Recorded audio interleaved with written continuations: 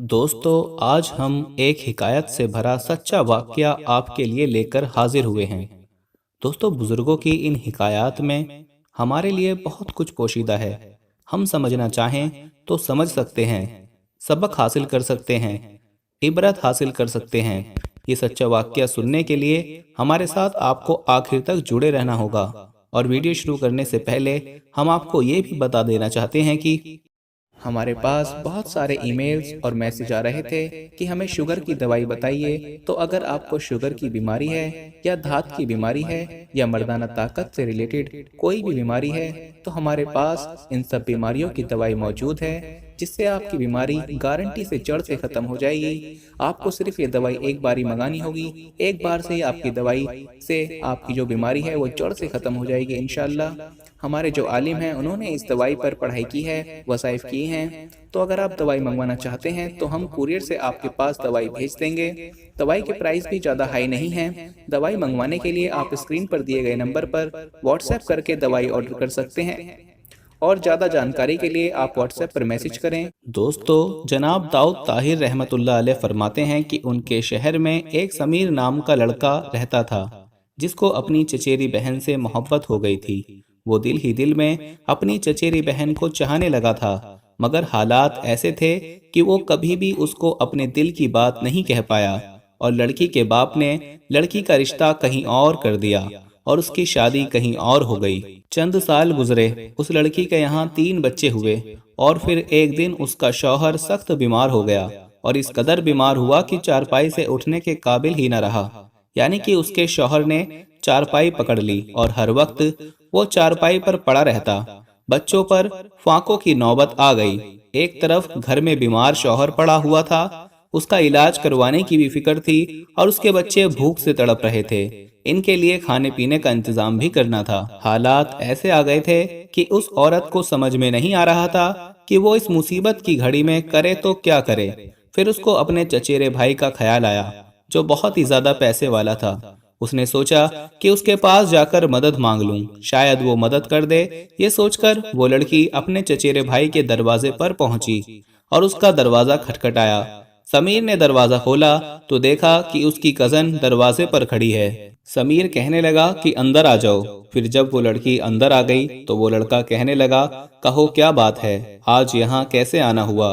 वो लड़की ने बताया कि तुम तो जानते ही हो कि तुम्हारा बहनोई कई दिनों से बिस्तर पर पड़ा हुआ है। उनके जिस्म में काम करने की ताकत नहीं बची है। घर में 3 बच्चे जो भूख से निढाल हैं, शौहर की दवा और इलाज भी करवाना है, और बच्चों का पेट भी पालना है।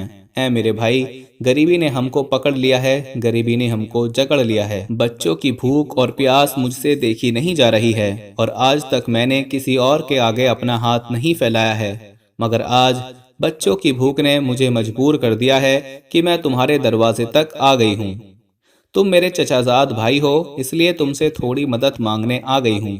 चाहे ज़कात दे दो, खैरात दे दो, जो समझ कर देना है वो समझ कर दे दो, भले कुछ भी समझ करके दे दो, मगर मेरी मदद कर दो ताकि मैं अपने भूखे बच्चों को खाना खिला सकूं। तुम्हें मालूम होगा कि रिश्तेदारों में ज़कात और खैरात देने का सवाब तो 2 गुना होता है, और मैं तो तुम्हारी चचेरी बहन हूँ। ये सुनकर समीर ने उससे कहा, आज मैं पहले तुमसे अपने दिल की बात कहना चाहता हूँ। जब तुम्हारी शादी नहीं हुई थी, उस वक्त तुमसे मैं बहुत प्यार करता था, और दिल ही दिल में तुमसे बहुत मोहब्बत करता था, और सोचता था कि आज मैं तुम्हें बताऊंगा, कल बताऊंगा या परसों बताऊंगा, मगर मुझे कभी मौका ही नहीं मिल पाया, और तुम्हारे बाप ने तुम्हारा रिश्ता किसी और से तय कर दिया। तुम्हें बहुत चाहता था, और आज भी मैं तुम्हें बहुत चाहता हूँ।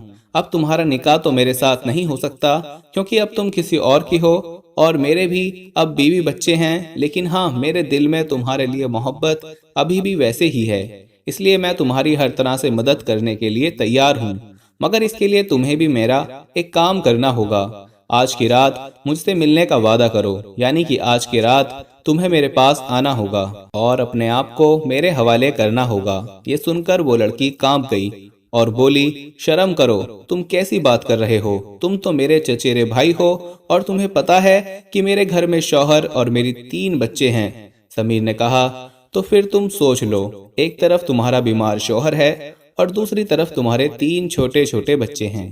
اگر میری بات مان لوگی تو میں تم کو کوئی بھی پریشانی نہیں ہونے دوں گا۔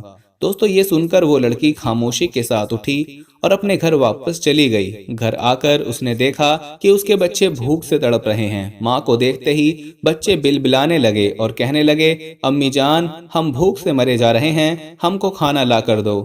دوستو لڑکی اپنے بچوں کی یہ حالت دیکھ کر مجبور ہو گئی۔ بچوں کی بھوک اس سے دیکھی نہیں جا رہی تھی۔ بچوں کی یہ حالت دیکھ کر وہ لڑکی مجبوراً اپنے چچیرے بھائی کے دروازے پر پہنچی۔ سمیر نے دروازہ کھولا تو دیکھا کہ وہ لڑکی کھڑی ہے۔ لڑکی نے کہا کہ مجھے تمہاری شرط منظور ہے، تم جیسا کہو گے میں ویسا ہی کروں گی، مگر تم اب میری مدد کر دو۔ تو سمیر نے کہا کہ آج آدھی رات کو تم کو میرے پاس آنا ہوگا۔ اگر تم آنے کا وعدہ کرتی ہو تو میں تمہاری ابھی کچھ مدد کر دیتا ہوں۔ لڑکی نے بچوں کی بھوک کے لیے وعدہ کر لیا اور کہنے لگی آج رات میں تمہارے پاس آ جاؤں گی۔ اس کے بعد سمیر نے اس کی مدد کر دی اور وہ لڑکی ٹھیک آدھی رات کو آنے کا وعدہ کر کے وہاں سے چلی گئی۔ اس کے بعد وہ لڑکی اپنے گھر گئی اور اپنے بھوکے بچوں کو کھانا کھلایا اور کھانا کھلا کر ان کو سلا دیا۔ اپنے شوہر کے لیے دوا کا انتظام کیا اور شوہر کو دوا دے کر سلا دیا۔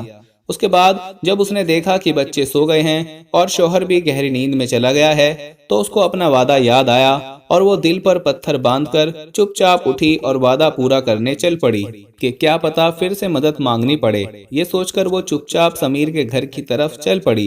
سمیر کے دروازے پر جا کر اس نے دروازہ کھٹکھٹایا تو فوراً سمیر نے دروازہ کھول دیا، کیونکہ وہ تو پہلے ہی اس کے انتظار میں تھا۔ اس کو آج کہاں نیند آنے والی تھی۔ اس نے دروازہ کھولا اور فوراً اس کا ہاتھ پکڑ کر اندر کھینچ لیا۔ اس کے بعد سمیر اس کو لے کر کمرے میں آیا اور کہنے لگا کہ قریب آؤ۔ وہ قریب نہیں آئی تو وہ اٹھا اور اس کا ہاتھ پکڑ کر اس کو اپنی طرف کھینچنے لگا۔ وہ لڑکی ڈر کے مارے تھر تھر کانپ رہی تھی۔ اس کا جسم اس طرح سے ہل رہا تھا جیسے اس کے جوڑ جوڑ الگ ہو جائیں گے۔ اس کی یہ حالت دیکھ کر سمیر نے کہا، یہاں پر تمہیں ڈر کس بات کا ہے؟ یہاں پر تو کوئی بھی نہیں آنے والا ہے۔ تو یہ سن کر وہ لڑکی کہنے لگی، اے میرے چچیرے بھائی، میں کسی دنیا والے سے نہیں ڈر رہی ہوں، بلکہ میں اللہ کے خوف سے ڈر رہی ہوں۔